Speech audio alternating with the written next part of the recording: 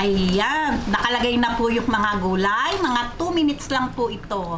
At ready na po ito para sa ating pananghalian. Okay, 2 minutes at luto na po ito.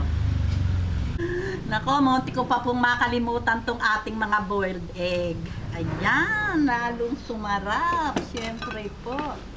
Nakalimutan ko na. May takip po kasi. Ayan. Okay. Hintayin lang natin kumulo at ready na po ito. Ayan. Pagka po ganito na kumukulo na after 2 to 3 minutes ay okay na po ito. Okay na din po yung mga gulay.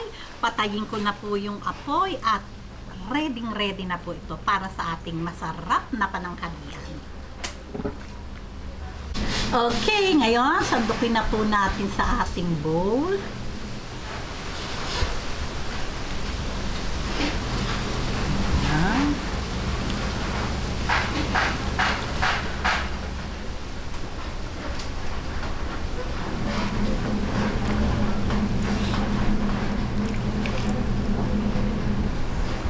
Ayan, talaga naman pong katakam-takam.